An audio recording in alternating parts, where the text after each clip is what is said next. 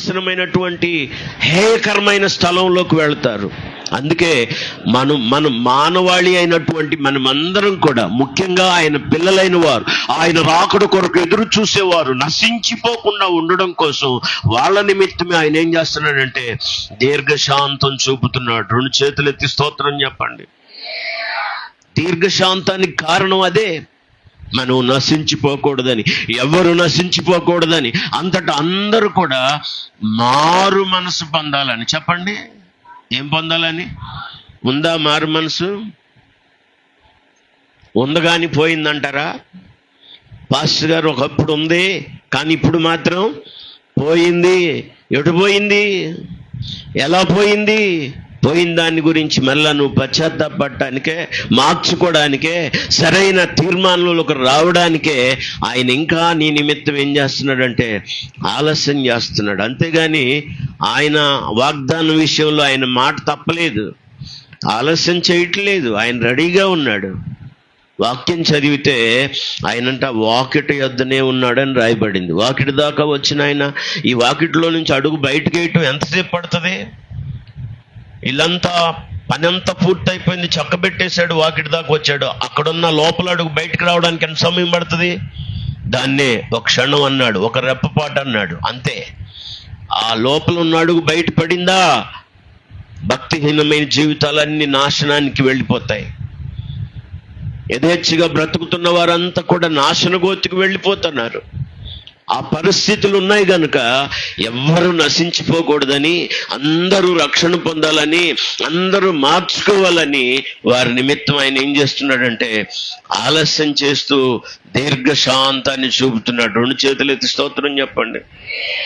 వాక్య భాగాన్ని గమనిస్తే 12వ వచనంలో ఆయన రాకడ జరిగినప్పుడు, ఆయన ప్రత్యక్షతలో, ఆయన మహిమ ప్రత్యక్షతలో ఆయన్ని కలుసుకోవాలంటే, ఆయన్ని ఎదుర్కోవాలంటే ఒక 3 లక్షణాలు చెప్పాడు అక్కడ. ప్రభువు వచ్చినప్పుడు ఆకాశములు గతించిపోతాయి, పంచభూతములు మెక్కటమైన వేండ్రంతో లయమైపోతాయి. ఇవన్నీ ఇట్లు లయమైపోవునవి కనుక ఆకాశములు రౌలుకొని లయమైపోవునట్టు, పంచభూతములు మహావేంద్రముతో కరిగిపోవునట్టు. ఇదిగో చూడండి, దేవుని దినపు రాకడ కొరకు కనిపెట్టుచు, దానిని ఆశతో అపేక్షించుచు మీరు, ఇదిగో చూడండి, ఆయన రాబోతున్నటువంటి ఆ దినం, దేవుని దినపు రాకడ ఎలా ఉంటుందంటే పంచభూతాలు మెక్కటమైన వేండ్రంతో రగిలిపోతాయి, పర్వతాలు మైనం వలె కరిగిపోతాయి. అది చాలా ప్రచండమైన కోప దినం, దేవుని న్యాయమైన తీర్పు వచ్చే దినం. ఆయన శ్రేష్టమైనటువంటి ఆ ప్రత్యక్షతను మనం చూడాలి అంటే దేవుని ఎదుట, దేవుని సన్నిధిలో, ఆయన మహిమ ప్రత్యక్షతలో ఆయన్ని ఎదుర్కోవడానికి ఉండాల్సిన 3 లక్షణాలు చెప్పాడు. ఏంటి ఆ 3 అంటే, మీరు పరిశుద్ధమైన ప్రవర్తనతోను భక్తితోను ఎంతో జాగ్రత్త గలవారై ఉండు. అందరు చెప్పండి, 3 చెప్పండి. ప్రభు రాకడలో ఆశతో ఆయన ప్రత్యక్షత కొరకు ఎదురు చూసే వాళ్ళల్లో ఉండాల్సిన 3 లక్షణాలు. వాటిల్లో మొదటిది ఏంటంటే పరిశుద్ధత. దానికి జవాబు చెప్పు నువ్వు. ప్రభు ఎందుకు పరిశుద్ధతను కాంక్షిస్తున్నాడు, ఎందుకు పరిశుద్ధతను గురించి ఆయన మరి అపేక్షిస్తున్నాడు, కోరుకుంటున్నాడు మన జీవితంలో అంటే, ఆయన పరిశుద్ధుడు గనుక. చప్పట్లు కొట్టి స్తోత్రం చెప్పండి. ఆయన పరిశుద్ధుడు గనుక మనల్ని కూడా పరిశుద్ధంగా ఉండడానికి పిలుపునిస్తున్నాడు. ఆయన రాకడలో ఆయన్ని ఎదుర్కోవాలంటే నువ్వు ఎలా బ్రతకాలంటే పరిశుద్ధంగా బ్రతకాలి, పరిశుద్ధంగా ప్రవర్తించాలి. మంచి విషయం మరి కుమారుడు చెప్పాడు, మీ పవిత్రమైన నడవడిక చేత, వాక్యం లేకుండానే మీ భర్తలను దేవుని సన్నిధికి రాబట్టవచ్చు. 2 చేతులైతే స్తోత్రం చెప్పండి. దేవుని పిల్లలుగా రక్షింపబడిన మనకు పరిశుద్ధమైన ప్రవర్తన ఉందా? పరిశుద్ధమైన జీవితం ఉందా? జీవితం అంతా భర్తను దూషించడం, భర్త మీద కాని మాటలు పలకడం, లేకపోతే నిందలు వేయడం. నిజమే, తను మంచోడు కాదు, మీ అంత మంచోడు కాదులేండి అనండి ఆమెనని. నేనేమన్నానంటే మీ అంత మంచోడు కాదు, మీరే మంచోళ్ళు, దేవుడు మిమ్మల్ని దీవించును గాక. మరి మీ మంచితనం వాళ్ళు చూసేటట్టు చేసావా? అసలు మీ మంచితనం వాళ్ళకి ఎప్పుడన్నా కనపడిందా? నీ భక్తిలో ఉన్నా, నీ ప్రార్థనలో ఉన్నా, నీ పవిత్రతలో ఉన్నా, నీ ప్రవర్తనలో ఉన్నా ఆ మంచితనం ఏమన్నా వాళ్ళకి కనపడిందా వాళ్ళు మార్చుకోవడానికి? పవిత్రమైన మీ ప్రవర్తనను బట్టి వాక్యము లేకుండానే, చెప్పండి, వాళ్ళకేం వాక్యం చెప్పక్కర్లేదు, గంటలు గంటలు ఉపదేశం చేయక్కర్లేదు. మీ పవిత్రమైన ప్రవర్తన వాళ్ళని ఏం చేస్తుందంటే ప్రభు దగ్గరికి నడిపిస్తుంది. చప్పట్లు కొట్టి స్తోత్రం చెప్పండి గట్టిగా. ప్రభు అదే చెప్తున్నాడు, మీరు ఆయన రాకడ కొరకు అపేక్షించండి, ఎదురు చూడండి. ఎలాగంటే పరిశుద్ధమైన ప్రవర్తన. చెప్పండి, ఏ ప్రవర్తన? దేవుడు కోరుకునేది, దేవుడు ఇష్టపడేది ఏంటంటే పరిశుద్ధమైన జీవితం. ఎందుకు ఆయన పరిశుద్ధతను కాంక్షిస్తున్నాడు, ఎందుకు పరిశుద్ధతను కోరుకుంటున్నాడంటే అదే పేతురు పత్రికలో చెప్పాడు, నేను పరిశుద్ధుడను. మొదటి పత్రిక.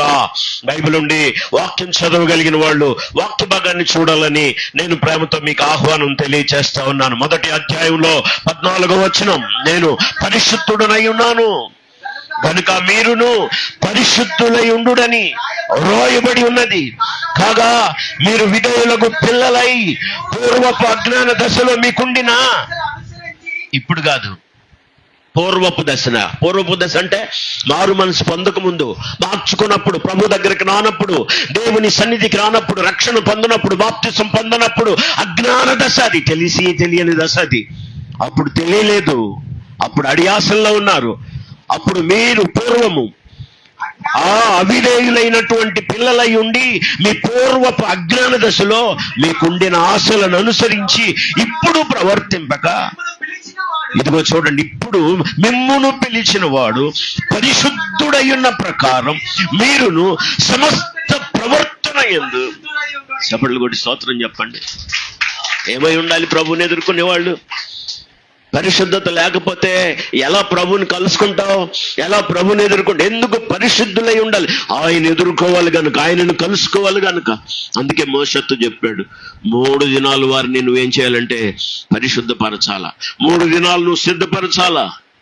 వాళ్ళు వస్త్రాలు ఉదుక్కున్నారు, వాళ్ళ వ్యక్తిగత జీవితాలను చక్కబెట్టుకొని మాలిన్యం అంటేదే ఏది కూడా అంటకుండా కూడా వారు దేవుని సన్నిధిలో సిద్ధపడ్డారు.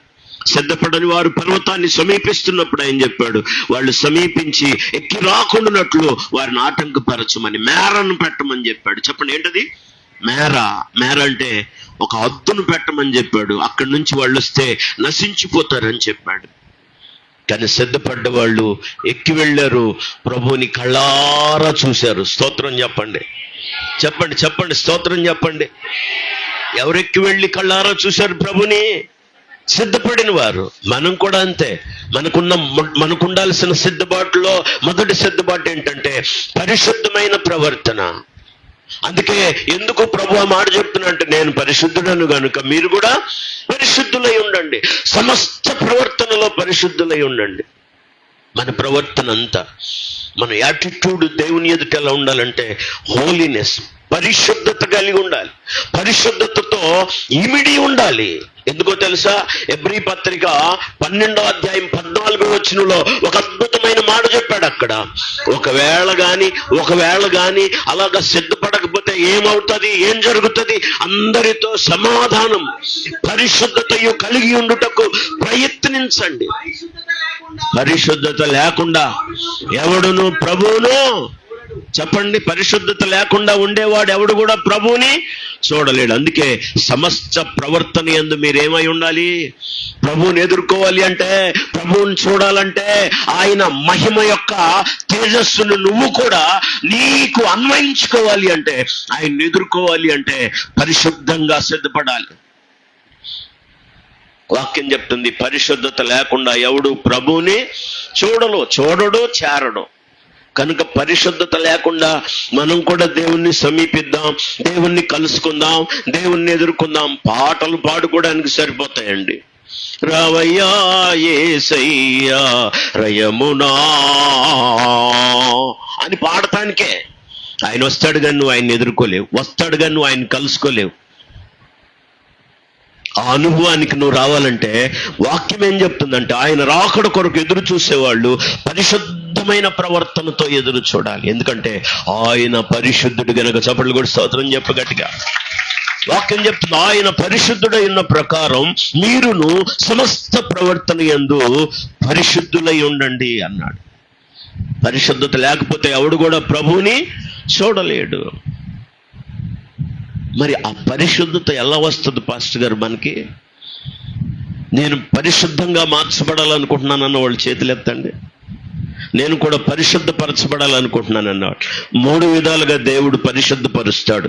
వాక్యం చదవగలిగిన వాళ్ళు వాక్యం చూడాలని, వాక్యం చదవాలని మీ అందరికి నేను ఆహ్వానాన్ని తెలియచేస్తా ఉన్నాను. వాక్య భాగం తప్పకుండా అందరూ చూడటానికి నేను ఆహ్వానాన్ని తెలియచేస్తా ఉన్నాను. పరిశుద్ధ గ్రంథంలో నుంచి కొన్ని మాటలు, బైబిల్ నుండి వాక్యం చదవగలిగిన వాళ్ళు కొన్ని మాటలు చూడాలని నేను ప్రేమతో మీకు ఆహ్వానం తెలియచేస్తున్నాను. ఎఫెసీ పత్రిక 5వ అధ్యాయం 27వ వచనం. ఎఫెసీ పత్రిక 5వ అధ్యాయం 27. ఎలా వస్తుంది ఆ పరిశుద్ధత?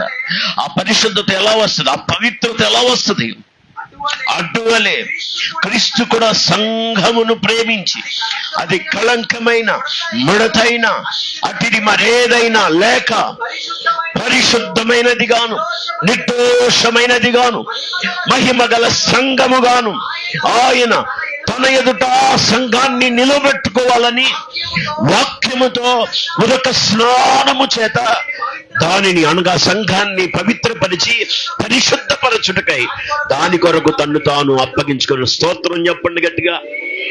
వాక్యమనే ఉదకంతో వారికి స్నానం చేసి వారిని తన ఎదుట పరిశుద్ధపరుచుకొని, పవిత్రపరుచుకొని తన ఎదుట నిలబెట్టుకోవడం కోసం, సంఘం కోసం తను తాను ఏం చేసుకున్నాడంటే అప్పగించుకున్నాడు. సంఘానికి పరిశుద్ధత రావాలి అంటే తన్ను తాను అప్పగించుకున్నటువంటి యేసుక్రీస్తు మనకు చెప్పినటువంటి ఆ వాక్యపు స్నానం అవసరం. చెప్పండి, ఏం అవసరం? వాక్యం అనే ఉదకంతో స్నానం చేయాలి. వాక్యం అనేటువంటి నీటితో స్నానం చేయాలి. వాక్యాన్ని వింటుండగా వాక్యానికి అప్పగించుకుంటే ఆ వాక్యం నిన్నేం చేస్తుందంటే పవిత్రపరిచి పరిశుద్ధపరుస్తుంది. ఆ వాక్యం నిన్ను కడుగుతుంది, శుద్ధి చేస్తుంది. వాక్యాన్ని హృదయంలోకి వెళ్ళనివ్వకుండా, వాక్యానికి అవకాశం లేకుండా నువ్వు బ్రతికినంత వరకు నీకు పరిశుద్ధత అనేది రాదు. వాక్యం ద్వారా నీకు మొదట పరిశుద్ధతనిస్తాడు, పవిత్రతనిస్తాడు. వాక్యాన్ని మీరు చూడండి. అదే సంఘం కోసం ఆయన తను అప్పగించుకోవడానికి కారణం ఏంటంటే వాక్యం అనే స్నానం, ఉదక స్నానం. ఎఫెసీ పత్రికలు 5:27 మీరు జాగ్రత్తగా గమనించండి. సంఘం కొరకు ఆయన తను తాను అప్పగించుకోవడానికి కారణం ఏంటంటే అటువలే క్రీస్తు కూడా సంఘమును ప్రేమించి అది కళంకం అనేది లేకుండా, ముడత లేకుండా, అతికి మరేదైనాను లేక, ఇదిగో చూడండి, సంఘం పరిశుద్ధమైనదిగాను, నిర్దోషమైనదిగాను, మహిమగల సంఘముగాను ఆయన తన ఎదుట సంఘాన్ని నిలబెట్టుకోవాలని వాక్యముతో. చెప్పండి, దేంతో? సంఘం దేని చేత పవిత్రపరచబడుతుంది? వాక్యం విని వాక్యానికి అప్పగించుకున్నంత వరకు కూడా నువ్వు పరిశుద్ధపరచబడవు. సన్నిధికి వస్తావు, వెళతావు, సంఘానికి వస్తావు, వెళతావు, మందిరానికి వస్తావు, వెళతావు. కానీ వాక్యము చేత వాక్యానికి అప్పగించుకొని వాక్యానికి నిన్ను నువ్వు సమర్పించుకున్నప్పుడు ఆ వాక్యం నిన్నేం చేస్తుందంటే పవిత్రపరిచి పరిశుద్ధపరుస్తుంది. వాక్యానికి ఎప్పుడు అప్పగించుకుంటావో అప్పటి నుంచే నువ్వు బాగుపడటం ప్రారంభిస్తావు. నీ జీవితం బాగవటం ప్రారంభిస్తుంది. ఇంతకాలం ఎందుకు మనం పవిత్రంగా లేవు, ఎందుకు పవిత్రంగా జీవించట్లేదంటే కుప్పలుగా వాక్యం విన్నా కూడా ఆ వాక్యానికి మనం లోపడకపోవడమే కారణం. ఆ వాక్యానికి మనల్ని మనం లోపరుచుకోకపోవడమే కారణం. వాక్యం చెప్తుంది ఆ సంఘాన్ని తన ఎదుట మహిమగల సంఘంగా, నిర్దోషమైన సంఘంగా, పరిశుద్ధమైన సంఘంగా, మహిమగల సంఘంగా ఎలా చేసుకోవాలనుకున్నాడంటే వాక్యం అనే ఉదక స్నానం చేత. చెప్పండి, ఇది ఏ స్నానం చేత? బోరింగ్ నీళ్లు కాదు, కాలంలో నీళ్లు కాదు, చెరువులో నీళ్లు కాదు, ఏ నీళ్ళు? సముద్రంలో నీళ్లు కాదు. ఏదో ఒక నీళ్లతో స్నానం చేయటానికి కాదు. వాక్యమనే ఉదక స్నానం. సభ్యులు కూడా స్తోత్రం చెప్పండి. వాక్యంలో నువ్వు స్నానం ఆచరించాలి, వాక్యంలో శుద్ధి చేయబడాలి, వాక్యంలో పవిత్రపరచబడాలి. వాక్యానికి అప్పగించుకొని వాక్యం ప్రకారం జీవిస్తే నువ్వు పవిత్రపరచబడి పరిశుద్ధపరచబడతావు. నువ్వు దేవుణ్ణి ఎదుర్కొనే సిద్ధపాటు కలిగి ఉంటావు. హల్లెలూయా. అప్పుడు మహిమగల సంఘంగా, నిర్దోషమైన సంఘంగా, పరిశుద్ధమైన సంఘంగా ఆయన్ని ఎదుర్కోవడానికి సిద్ధపడతావు. నీ బ్రతుకులో వాక్యానికి అవకాశం ఇవ్వనంత వరకు నువ్వు పరిశుద్ధపరచబడే అవకాశం ఇంకొకటి లేదు, రాదు కూడాను. నంబర్ 2, రెండవది, బైబిల్ నుండి వాక్యం చదవగలిగిన వాళ్ళు 1 కొరింథీ పత్రిక 6వ అధ్యాయం 11వ వచనం. 1 కొరింథీ పత్రిక 6వ అధ్యాయం 11వ వచనం. రెండవదిగా, పరిశుద్ధత సంఘానికి ఎలా వస్తుంది, విశ్వాసకి ఎలా వస్తుంది?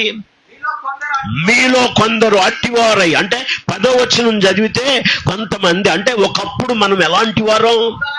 ఇదిగో చూడండి, ఒకప్పుడు దొంగలైన, లోబులైన, త్రాగుబోతులైన, దోషకులైన, దోచుకొని వారైన, దేవుని రాజ్యమునకు వారసులు కారు, ప్రభువు రాకడలో వారు ఎదుర్కోలేరు. మీలో కొందరు, ఆగండి ఏమంటున్నాడు? మీలో కొందరు ఎట్టివారు?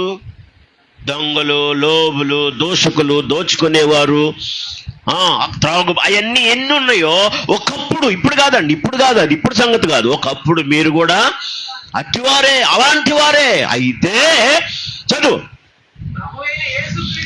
ప్రభు అయిన యేసుక్రీస్తు నామమునను మన దేవుని ఆత్మయందును కడగబడి పరిశుద్ధపరచబడిన వారై, అందరు సభలు కూడా స్తోత్రం చెప్పండి. మనం పరిశుద్ధపరచబడి నీతిమంతులంగా ఎలా తీర్చబడ్డామంటే దేవుని ఆత్మ ద్వారా. దేని ద్వారా? దేవుని ఆత్మ ద్వారా. దేవుని వాక్యం సెలవిస్తున్నట్లుగా మనం పరిశుద్ధపరచబడే అనుభవానికి ఎప్పుడు వస్తామంటే పరిశుద్ధాత్మ దేవుని నింపుదలకు మనం అప్పగించుకున్నప్పుడు. ఆత్మ మనలోనికి వచ్చి పరిశుద్ధాత్మ దేవుడు మనలోని ప్రతి అపవిత్రతను కొట్టివేసి మనల్ని పవిత్రులుగా చేస్తాడు, పరిశుద్ధపరుస్తాడు. ఆ ఆత్మ సహాయం కొరకు మనం ఎప్పుడు దేవుని సన్నిధిలో ఎదురు చూడాలి. పత్రిక భాగంలో, రోమా పత్రికలో చెప్పాడు, నా ఆత్మ లేనివాడు నావాడు కాడు. దేవుని ఆత్మ సహాయం మనల్ని పవిత్రపరుస్తుంది, పరిశుద్ధపరుస్తుంది. అందుకే దేవుని ఆత్మ నింపుదలను కోరుకోవాలి. సంఘం పవిత్రపరచబడాలంటే, సంఘం పరిశుద్ధపరచబడాలంటే ఆత్మ చేత ఏం చేయబడ్డారంటే కడగబడి. అనండి, ఆత్మదేవుడు ఏం చేస్తాడు? కడుగుతాడు. వాక్యం కడుగుతుంది, అలాగే ఆత్మదేవుడు, పరిశుద్ధాత్మదేవుడు కూడా కడుగుతాడు, పవిత్రులుగా చేస్తాడు. 2 చేతులు ఎత్తి స్తోత్రం చెప్పండి. మూడవదిగా, వాక్య భాగం సెలవిస్తున్నట్లుగా యోహాను రాసిన పత్రిక 1వ అధ్యాయం 7వ వచనంలో మనం దేవునితో అన్యోన్య సహవాసం కలిగి జీవిస్తే యేసు అనేటువంటి తన కుమారుడైనటువంటి ఆయన రక్తంలో మన ప్రతి పాపాన్ని కడిగి మనల్ని పవిత్రులుగా చేస్తానన్నాడు. స్తోత్రం చెప్పండి.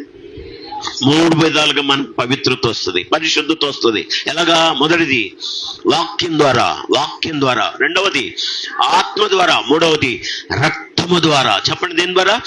రక్తము. ఆయన రక్తం ప్రతి పాపం నుంచి మనల్ని ఏం చేస్తుందంటే పవిత్రులుగా చేస్తుంది. చెప్పండి కూడా స్తోత్రం చెప్పండి. యేసు రక్తము ప్రతి పాపము నుండి మనలను పవిత్రులుగా చేస్తుంది. ఆయన రక్తాన్ని ఆశ్రయించాలి. ప్రభువా, నీ రక్తంలో నన్ను కడుగు, నన్ను పవిత్రపరచు, నన్ను పరిశుద్ధపరచు. నీ వాక్యంతో నన్ను కడుగు, నన్ను పవిత్రపరచు. నీ ఆత్మలో నన్ను కడుగు, నీ ఆత్మతో కడుగు, నన్ను పవిత్రపరచు, పరిశుద్ధపరచు. సంఘానికి సిద్ధపాటు ఉంటే ప్రభువైన యేసుక్రీస్తు ప్రత్యక్షమైనప్పుడు నిత్యంతగా సంఘం ఆయన్ని ఎదుర్కొంటుంది. హల్లెలూయా. ఆయన్ని కలుసుకుంటుంది. హల్లెలూయా. పరిశుద్ధత లేదా, ప్రభువుని చూడలేవు, ప్రభువుని కలుసుకోలేవు. ఇది మొదటి విషయం. పరిశుద్ధపరచబడిన అనుభవం లేకపోతే ఆయన్ని ఎదుర్కోలేవు, ఆయన చూడలేవు, ఆయన్ని కలుసుకోలేవు. ఈ విషయంలో నీకు సిద్ధపాటు అనేది చాలా అవసరం. అందుకే గడిచిన 3 దినాల నుంచి ప్రతి నెల ఈ సిద్ధపాటు కూటాలు. అందుకే ఈ సమయం చాలా తక్కువ ఉంది, అయిపోయింది కూడా సమయం. వాస్తవంగా ఇప్పటికి ప్రయాణంలో ఉండాల్సిన సమయం ఇది, కానీ పర్వాలేదు.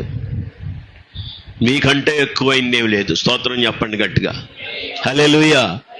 రెండవది, బైబిల్ నుండి వాక్యం చదవగలిగిన వాళ్ళు జాగ్రత్తగా వాక్యాన్ని చూడాలని నేను ప్రేమతో మీకు ఆహ్వానం తెలియచేస్తున్నాను. పేతురు రాసిన 2వ పత్రికలో మరి మనం చదివినటువంటి 12వ వచనంలో 2వ భాగం, మీరు పరిశుద్ధమైన ప్రవర్తనతోను అనండి. అందరు చెప్పండి. రెండవది ఏంటంటే ప్రభు రాకడలో ఆయన మహిమలో ఆయన్ని కలుసుకోవాలి అంటే సిద్ధపడాల్సిన రెండవ సిద్ధపాటు ఏంటంటే భక్తి అనండి. ఏంటది?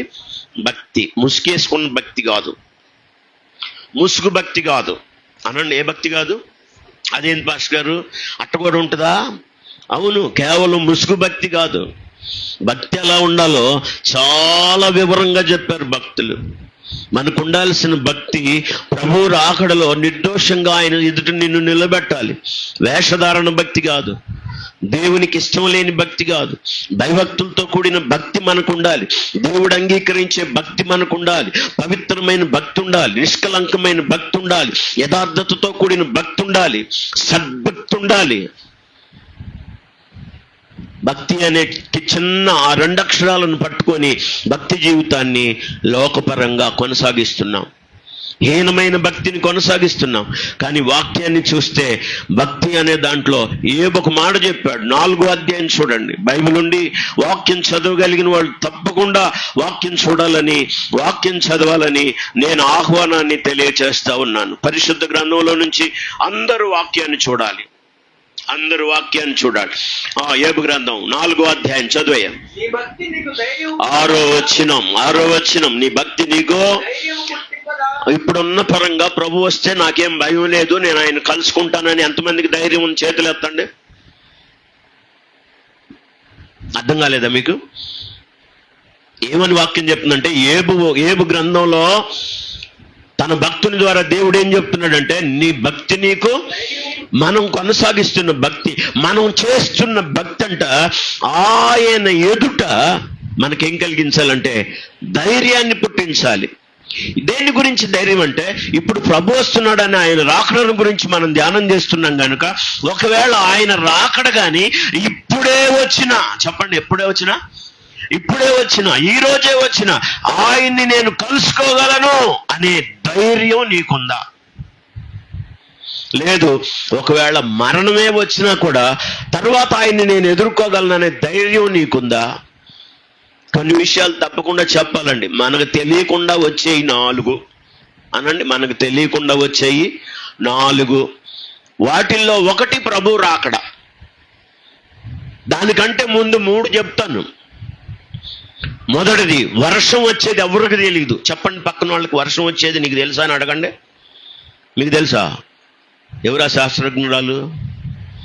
నాకు తెలుసా అంటున్నారు ఎవరో. మరి మీకు ఏమైనా తెలుసా? బయట వాళ్ళకి తెలుసా వర్షం ఎప్పుడు వస్తుందో?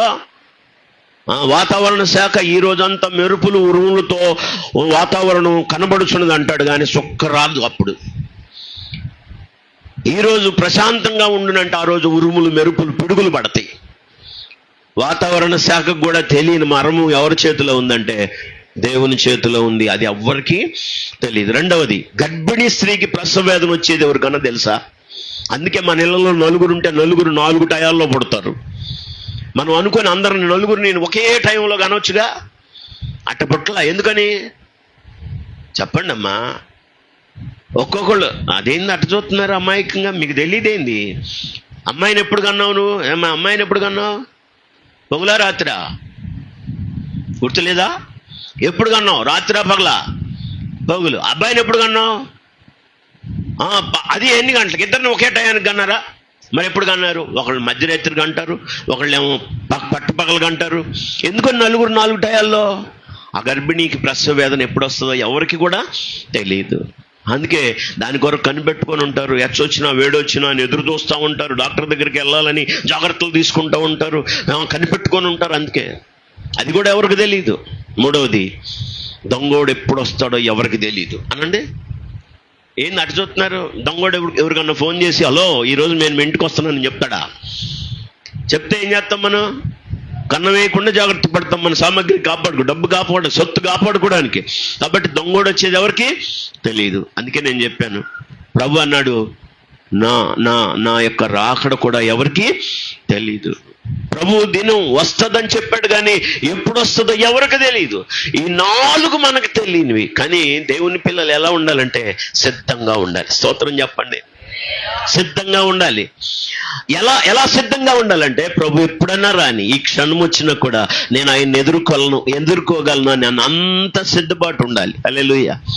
ఏమంటున్నాడు? ఏ గ్రంథంలో అంటున్నాడు, భక్తుడు నీ భక్తి నీకు ధైర్యం పుట్టించదా. నువ్వు చేస్తున్న ప్రార్థనలు, నువ్వు చేస్తున్న ఆరాధనలు, ఈరోజు ప్రభు వస్తే నేనేం భయపడను, ఆయన నేను కలుసుకుంటాను, ఆయన నేను ఎదుర్కొంటాను, నాకే భయం లేదని చెప్పే ధైర్యం నీకు రావాలి. లేదు, మరణం కూడా ఎవరికి వస్తుందో ఎప్పుడు వస్తుందో తెలియదు. 5వది అది. చెప్పండి, మరణం కూడా తెలుసా? మరణం ఎప్పుడు వస్తుందో రాత్రి చెప్పాను, మొన్న చెప్పాను. అస్సాంకి వెళ్ళి చూడండి మరణం అంటే ఎలా ఉంటుందో.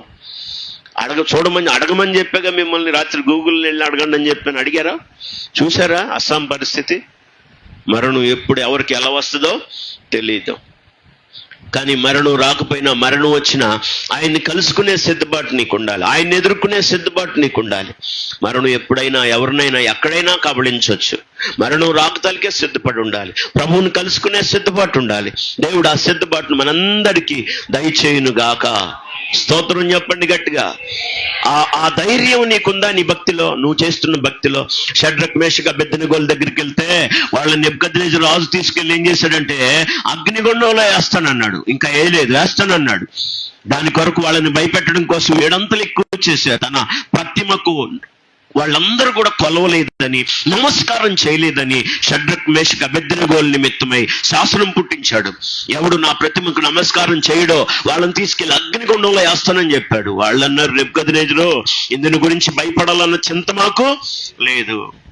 7 అంతలు ఎక్కువ చేసినా, 70 అంతలు ఎక్కువ చేసినా, మేము సేవించి ఆరాధించే దేవుడు, అనుదినం ప్రార్థన చేసే దేవుడు అగ్నిగుండంలో నుంచి మమ్మల్ని తప్పించగలడు, రక్షించగలడు, అందుకు సమర్థుడు. వాళ్ళ భక్తి ప్రాణం పోయినా కాపాడుతాడని నమ్మకం ఉంది వాళ్ళకి.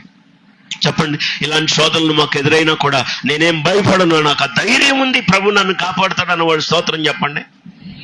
అగ్నిగుండంలో పడవేయబట్టడానికి ఇష్టపడతావు మరి? హల్లెలూయా చెప్పిన వాళ్ళు అంతా లేచి నిలబడండి. అగ్నిగుండంలో యాత్తానికి రెడీ అవుతారు కొంతమంది. అక్కడ కూడా నేను నిలబడతానని చెప్పేవాళ్ళు నిలబడండి.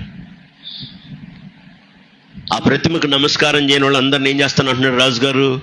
అగ్నిగుండంలో వేస్తాను అంటున్నాడు. కానీ వాళ్ళు ఏమంటున్నారట? అగ్నిగుండంలో వేయి, అగ్నిగుండాన్ని 7 అంతలు చేయి, 70 అంతలు చేయి, మేము మాత్రం భయపడం. ఎందుకంటే మేము ఆరాధన చేసే దేవుడు అగ్నిగుండంలో నుంచి మమ్మల్ని తప్పించగలడు, రక్షించబడలు కూడా స్తోత్రం చెప్పండి. వాళ్ళు అన్నట్టుగానే మనం వింటున్నట్టుగానే ఆ రోజు రాజు కళ్ళారా చూస్తుండగానే జరిగిన విషయం ఏంటంటే, వారిని ముగ్గురిని బంధించి తీసుకెళ్లి అగ్నిగుండంలో వేస్తే అగ్ని బలాన్ని చల్లార్చిన దేవుడు వాళ్ళ ముగ్గురుంటే వాళ్ళతో పాటు బంధకాలు లేకుండా 4వ వాడు కూడా తిరిగాడు. రాజుగారు అంటున్నాడు, నేను ముగ్గురిని బంధించి వేశాను, బంధకాలు లేకుండా 4వ వాడు కూడా తిరుగుతున్నాడు వాళ్ళతో. ఆయన రూపం దేవదూతల రూపంలాగా ఉంది. షడ్రక్ మేషక్ అబేద్నెగోలను వారులారా, జీవము గల దేవుని సేవకులారా, బయటికి రండి. వాళ్ళని చూశాడు, గడగడ వణికిపోయాడు. బయటికి తీసుకొచ్చారు. వాళ్ళ వస్త్రాలు పరీక్ష చేశారు, వాళ్ళ తల వెంట్రుకలు పరీక్ష చేశారు. వాళ్ళ తల వెంట్రుకల్లో ఒక్కటి కూడా కాలిపోలేదు, వాళ్ళ వస్త్రాలకు అగ్ని వాసన కూడా అంటలేదు. దేవునికి అందరూ స్తోత్రం చెప్పండి. నువ్వు కొనసాగిస్తున్న భక్తి నీకు ఆ విధమైన ధైర్యాన్ని ఇస్తుందా? నా దేవుడు నన్ను రక్షించగల, అసలు రక్షిస్తాడు అన్న ధైర్యం నీకు ఉండాలంటే దానికి తగ్గ ఆ స్టెబిలిటీ మనలో ఉండాలి. షడ్రక్ మేషక్ అబేద్నెగోలకు అది ఉంది. ఆ విశ్వాసం ఉంది, ఆ నమ్మకం ఉంది, ఆ ధైర్యం ఉంది, ఆ భక్తి ఉంది. అగ్నిగుండంలో వేసుకో, 7 అంతలు ఎక్కువ చేసుకో, దేవుడు తప్పకుండా మమ్మల్ని రక్షిస్తాడు, తప్పిస్తాడు, బయటికి తీసుకురాగలడు, అగ్ని బలాన్ని చల్లార్చగలడు. వాళ్ళు ముందు చెప్పారు, తర్వాత జరిగింది అది. చెప్పండి, వాళ్ళు ముందు పడేసినాక చెప్పారా, పడేయక ముందు చెప్పారా? పడేయక ముందు అంటే పడేస్తే ఏం జరిగిందో కూడా వాళ్ళు చెప్పగలిగారు. ప్రాణం పోయిన తర్వాత రాజుగారు అన్నారు, ప్రాణాలను సైతం లెక్క చేయకుండా రాజాజ్ఞను సైతం ధిక్కరించారు. షడ్రక్ మేషక్ అబేద్నెగోలు అను వీరి దేవుడు అన్నాడు. స్తోత్రం చెప్పండి గట్టిగా. వాళ్ళ ద్వారా మహిమ పొందాడు. వాళ్ళు ప్రభుని ఎదుర్కోవడానికి సిద్ధపడిన వాళ్ళుగా మనం చూస్తున్నాం. మన భక్తి మనకు ధైర్యాన్ని ఇస్తుందా? దానియేలుని తీసుకెళ్లి సింహాల గుహలో వేశారు. ఎందుకంటే రాజుగారికి ప్రార్థన చేయలేదు. ప్రార్థన చేయాల్సింది ఎవరికి? దేవునికి తప్ప ఎవరికి చేయకూడదు, కానీ రాజుగారికి తప్ప ఎవరికి ప్రార్థన చేయకూడదు. శాసనం పుట్టించారు దానియేలు నిమిత్తమే. 120 మంది సంస్థానాధిపతులు అంతా ఏకమై నెపాలు మోపి దానియేలును సింహాల గుహలో పడేసేలాగా చేశారు. రాజు శాసనం మార్చకూడదని సంతకం చేయించి ముద్ర వేశారు, సీలు వేశారు, సింహాల గుహలో పడేశారు. ఆ రాత్రి రాజుగారికి నిద్ర పట్టలేదు.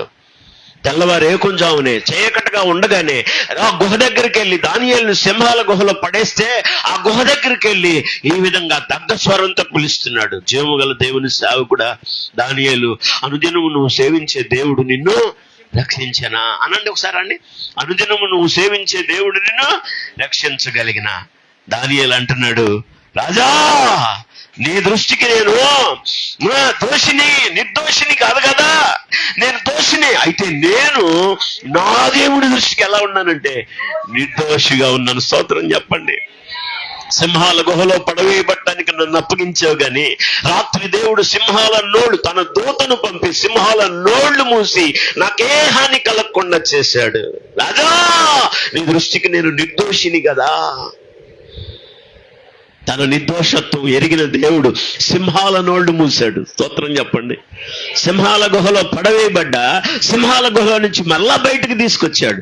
ఎవరు నెపాలు మోపి దానియేలు సింహాల గుహలో పడవేయబట్టడానికి కారణమయ్యారో ఆ తర్వాత వాళ్ళని తీసుకొచ్చి పడేస్తే సింహాలు ఆ యొక్క మనుషులను సింహాల బోనులో లేకపోతే సింహాల గుహలో అడుగు భాగానికి రాక తలికే వారి ఎముకలను పగలగొరికి ఏం చేసినాయి అంటే పొడి చేసినాయి. రాత్రంతా మౌనంగా మరి నోర్లు తెరవకుండా ఉన్న సింహాలు తెల్లారిపాటికి వాటి రూపం భయంకరంగా మారిపోయింది. ఎందుకని? దేవుడు ఏదైనా చేయగలడు. చప్పట్లకు స్తోత్రం చెప్పండి.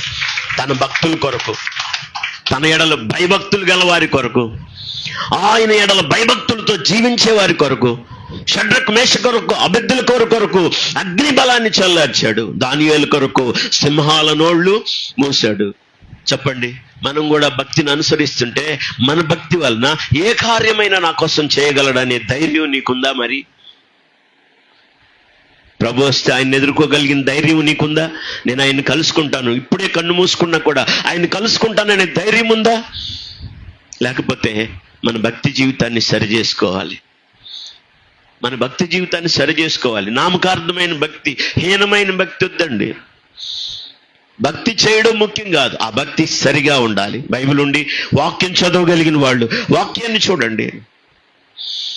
యాకోబు రాసిన పత్రిక 1వ అధ్యాయం 27వ వచనంలో దేవుని ఎదుట సరైన భక్తి అంటే ఏంటో ఇక్కడ చెప్పాడు. 1వ అధ్యాయం 27వ వచనం, తండ్రి అయిన దేవుని ఎదుట పవిత్రమును నిష్కలంకమైన భక్తి ఏదని. ఆగండి ఆగండి ఆగండి ఆగండి చెప్పండి, ఏంటట్లా?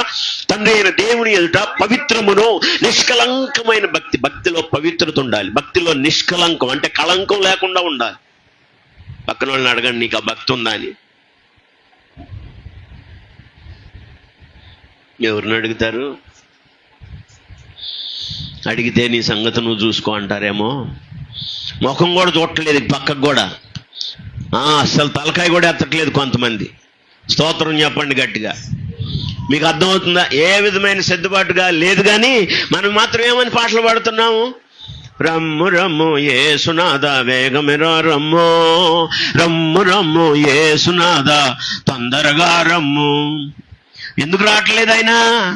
నీకు పరిశుద్ధత లేదు, భక్తి లేదు, ఉన్న భక్తి కూడా సరిగా లేదు, ఆ భక్తిలో ధైర్యం లేదు, ఆ భక్తిలో పవిత్రత లేదు, ఆ భక్తిలో కళంకం. అందుకే ప్రభు రావట్లేదు, అందుకే ప్రభు ఆలస్యం చేస్తున్నాడు. ఎందుకంటే మార్చుకోవాలని, మారతావని, భక్తి జీవితాన్ని సరి చేసుకుంటావని, మార్చుకుంటావని. అందుకే కదా చెప్పాడు అక్కడ, అంతటా అందరూ కూడా మారు మనసు పొందాలని మీ ఎడల ఆయన దీర్ఘశాంతం చూపుతున్నాడు. ఎందుకు దీర్ఘశాంతం చూపుతున్నాడు? ఆయన అబద్ధికుడై కాదు, వాగ్దానం చేసిన దాన్ని నెరవేర్చలేక కాదు, నువ్వు నీ మార్పు కోసమే. నువ్వు ఆయన్ని కలుసుకోవాలని, నువ్వు నశించిపోకుండా ఉండాలని ఆయన నీకోసం ఆలస్యం చేస్తున్నాడు. అందుకోసమే, నీకోసమే అని చెప్పండి పక్కన వాళ్ళకి. అందరి కోసం కాదండి, చెప్పండి ఎవరి కోసం? ప్రత్యేకంగా నీకోసమే, నీ మార్పు కోసమే దేవుడు ఆలస్యం చేస్తున్నాడు. ఆ విషయాన్ని ఎప్పుడైనా గ్రహించావా? మీకోసమే, మూడవది, బైబిల్ నుండి వాక్యం చదవగలిగిన వాళ్ళు తప్పకుండా వాక్యం చూడాలని నేను ప్రేమతో మీకు ఆహ్వానం తెలియజేస్తున్నాను. 2 ఉన్నాయండి అక్కడ. యాకోబు రాసిన పత్రికలో 1వ అధ్యాయం 27వ వచనంలో దేవుని ఎదుట, తండ్రి అయిన దేవుని ఎదుట పవిత్రమును నిష్కలంకమైన భక్తి. ఆగండి 2 చెప్పండి, ఏంటది? భక్తిలో ఏముండాలి? పవిత్రత ఉండాలి. భక్తిలో ఏముండాలి? నిష్కలంకం అంటే కళంకం లేకుండా. ఆ దినాల్లో బలులు ఏమన్నా అర్పిస్తే ఆ బలులు దేవునికి అర్పించే బలులు అవి దేవునికి అంగీకారం కావాలంటే, వాటిని దేవుడు అంగీకరించాలంటే, వాటిని ఆశీర్వాదకరంగా ఆయన తీసుకోవాలి అంటే ఆ బలుల్లో ఏ బలిలో కూడా కళంకం ఉండకూడదు. కళంకం ఉన్న బలి దేవునికి అర్పణ కాదు, అంగీకరించడు దేవుడు. దేవుని ఎదుట మనం కలిగి ఉన్న భక్తిలో కూడా ఏముండకూడదు అంటే కళంకం ఉండకూడదు. మచ్చ మడత డాగు లేని భక్తిని మనం కొనసాగించాలి. దేవుడు ఆ కృప మనందరికీ దయచేయను గాక. వారు మాత్రమే ప్రభు రాకడలో ఆయన్ని కలుసుకుంటారు, ఆయన్ని ఎదుర్కొంటారు, ఆయన సన్నిధిలో సిద్ధపడిన వారు అవుతారు. ఎఫెసీ పత్రిక 4వ అధ్యాయంలో 24వ వచనం. ఎఫెసీ పత్రిక 4:24 వచనం. త్వరగా ఎఫెసీ పత్రిక 4:24. నీతియు యథార్థమైన, అంటే ప్రాచీన స్వభావాన్ని విడిచిపెట్టి నవీన స్వభావాన్ని ధరించుకొని మార్పు నందిన వారంగా జీవిస్తూ. ఎఫెసీ పత్రిక 4వ అధ్యాయం 23 కూడా చదవండి. కావున మునుపటి ప్రవర్తన, అంటే మార్పు నందనప్పుడు, మార్పు రానప్పుడు ఉన్న మునుపటి మీ ప్రవర్తన విషయంలోనైతే మోసకరమైన దురాశల వలన చెడిపోవు మీ ప్రాచీన స్వభావమును వదులుకొని. ఆగండి, అక్కడ ఏం వదులుకొని? ప్రాచీన స్వభావం అంటే పక్కన వాళ్ళకి చెప్పండి, అదే అనండి, తర్వాత వాళ్ళకి అర్థమైద్ది. ఎటకారంగా ఉందా పాస్టర్ గారు, ఎటకారంగా ఉందా అనబాకండి. మరి ఎంతకాలం అయింది రక్షింపబడి, ఎంతకాలం అయింది బాప్తిసం తీసుకొని, ప్రతి నెలలో బల్లలో పాలు పంపులు పొందును, అది పోయిందా? మరి పరుగో పరుగో పరుగో పరుగో పరుగో పరుగో పరిగెట్టడమే పని అయిపోతుంది ఇప్పుడు. జాగ్రత్త. ప్రభు రాకడంటే నీ చేతిలో ఉన్నట్టుగా ఆలోచించొద్దు, నీ మైండ్లో ఉన్నట్టుగా ఆలోచించొద్దు. ఆయన ఎదుర్కోవడం అంటే అంత ఆషామాష కాదు. భక్తిలో పవిత్రత ఉండాలి, భక్తిలో నిష్కలంకంగా ఉండాలి, భక్తిలో యథార్థమైన భక్తి. దానికి ఆ యథార్థమైన భక్తి రావడం కోసం ముందు ఏం చేయమంటున్నాడంటే, చెడిపోవు మీ ప్రాచీన స్వభావమును అనండి వదులుకున్నావా? కొన్ని వదులుకోవాలండి, కొన్ని కావాలనుకుంటే కొన్ని వదులుకో అనండి. ఇది ఎక్కడికి వెళ్ళినా కొన్ని కావాలి అనుకున్నప్పుడు తప్పనిసరిగా కొన్ని ఏం చేయాలి? ఎక్కడికన్నా మీరు వెళ్ళండి, ఫిజికల్గా కూడా కొన్ని కావాలి అనుకుంటే ఖచ్చితంగా కొన్నిటిని ఎట్ట చెప్పాలి మీకు, నేను అది చాలా తప్పు అనుకుంటున్నాను. కానీ ఒక భక్తుడు దేవత దగ్గరికి వెళ్ళాడంట. దేవత దగ్గరికి వెళ్ళి నాకు మరి మంచి కావాలని కోరుకున్నాడు. ఇలా చెప్తున్నాను, వాస్తవంగా అది కోరుకుంది ఎవరంటే తెనాలి రామలింగుడు అని తెనాల్లో పేరుగాంచినటువంటి ఒక కవి. దేవత దగ్గరికి వెళ్ళి కోరుకున్నాడంట, నేను మంచి జరగాలని కోరుకుంటున్నానంటే 2 కప్పులు తీసుకొచ్చి దేవత చేతుల ముందు పెట్టి, నీకు రెండిట్లో ఏది కావాలి? దీంట్లోనేమో పెరుగుంది, దీంట్లోనేమో పాలుంది అంటే చూసి 2 కలిపి ఒక దాంట్లో పోసి తాగాడంట. ఎవరు? అందుకే వాడిని ఆశికవి అంటారు ఆయన్ని, పెద్ద ఆయన. అమ్మా చెప్పండి, ఏ కవి? ఆశికవి అంటారు. మనం ఇలాంటి ద్వంద్వ పేర్లు ఉపయోగించకూడదు. నేను అది తాగుతా ఇది తాగుతానంట మా ఊర్లో ఒకడు. అరే కొద్దిగా అన్నం ఉందిరా, తింటే పెరుగు అన్నం తిను, లేకపోతే కూర అన్నం తింటే నేను అది తాగుతా ఇది తాగుతా అన్నాడంట. పేరు చెప్పనులేండి. కొంతమందికి అది కావాలి ఇది కావాలి. లోకంలో ఉంటాను, ప్రార్థన చేస్తాను, పాటలు పాడతాను, పాపం చేస్తానంటే దేవుని సన్నిధిలో ఆయన రాకడలో నువ్వు ఎత్తబాడవు. అదే వాక్యం చెప్తుంది. మళ్ళా చదువు. చెడిపోవు మీ ప్రాచీన స్వభావమును అడగండి. పక్కన వదులుకున్నావు అని అడగండి. వదులుకుంటే ఒకవేళ ఎప్పుడు వదులుకున్నావు? ఇప్పుడు కూడా వదలలేదే. ఎవరు తప్పులు ఎత్తుకుతున్నావు నువ్వు? ఇప్పుడుకి వదల్లా నువ్వు, ఇప్పుడు వదల్లా.